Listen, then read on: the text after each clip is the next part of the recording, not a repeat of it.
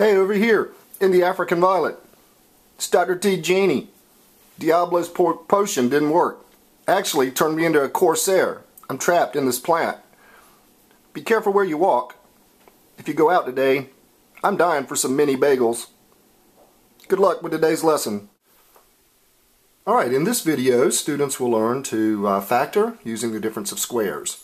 I just want to give a shout out to my friends up in Henry County, Virginia. Thank them for the use of the PowerPoint.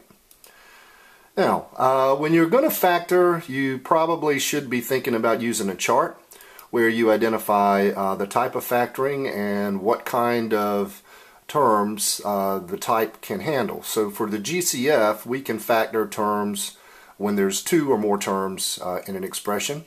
For the difference of squares, this method only works when the number of terms is equal to 2. I'm going to put up some numbers, and I want you to see if you can recognize a pattern. 1, 4, 9, 16, 25, 36, and what's going to come next. Alright, why don't you pause the video and see if you can identify the pattern, and I will be here when you hit play. Okay, these are perfect squares. If we look at the numbers, 1 is equal to 1 squared, 4 is equal to 2 squared, and so on down to 36 is equal to 6 squared. Do you have any idea what would come after 36? That's right, it would be 49 or 7 squared. Now, you should be able to list the first 15 perfect squares in 30 seconds. Here they are, so you can write them down and memorize them. And if you don't do this, if you don't learn these by heart, it's going to make it very difficult for you to take advantage of this excellent time-saving method for factoring. Now, we saw this before. A squared minus b squared equals a minus b times a plus b, or a plus b times a minus b. The order really doesn't matter. There are 4 steps for factoring differences of squares. First thing, are there only 2 terms? These are questions you're going to ask yourself when you see a problem to determine if you can use this method. So the first thing you're going to look for are 2 terms. The second thing, is the first term a perfect square? The next thing you're going to do is look at the last term. Is it a perfect square? And finally, you're going to look to see if there's subtraction in the problem. These are the 4 things on your checklist when you see a factoring problem.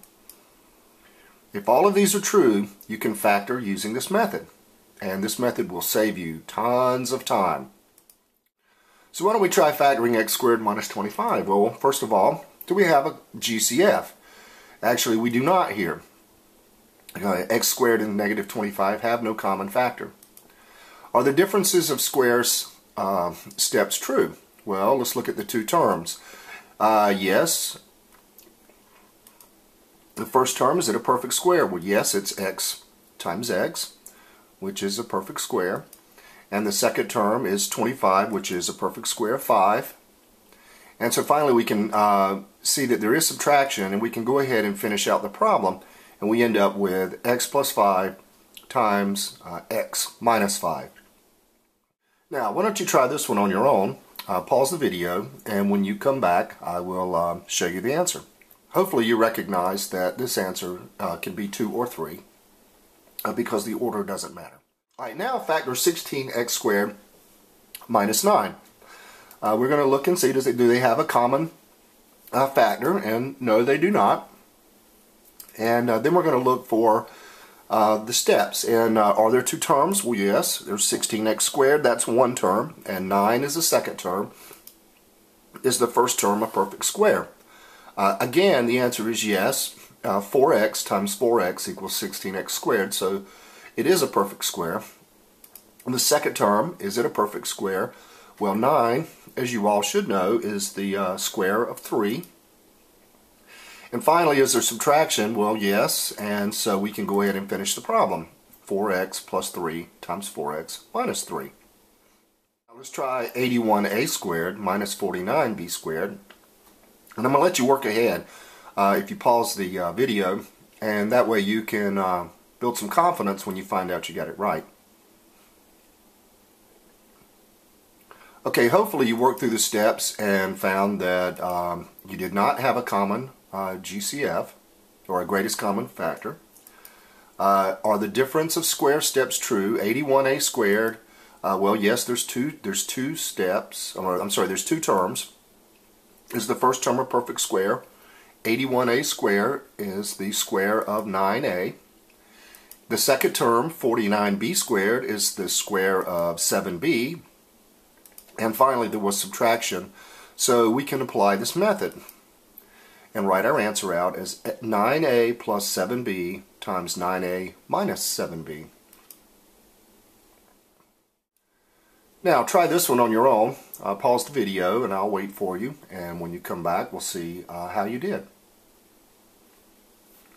Okay, well this was a little tricky because here you cannot factor using difference of squares because there is no subtraction. I hope everyone caught that and was not fooled. Let's try this one. 75x squared minus 12. Do they have a GCF? Well, the answer is yes, they do. 3 is the greatest common factor for both 75x squared and 12. So we take the 3 out, and then we look at the expression in the parentheses, and we apply our questions to that. Are the difference of square steps true? Yes, there's two terms, 25x squared and 4.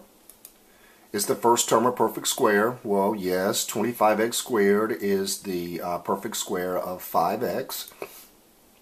And 4, of course, is the perfect square of 2.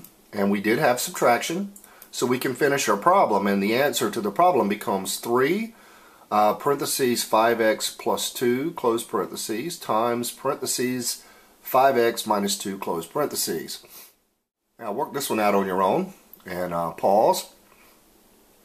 And when you come back, we'll see if you got it right. Okay, I hope the first thing that you did was reverse the order, so you had a problem that read 4m squared minus 64. If you didn't, then you may want to pause again and try using 4m squared minus 64.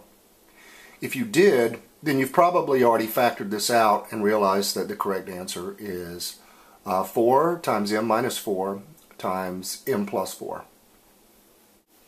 And that's all I have for you today on factoring difference of squares.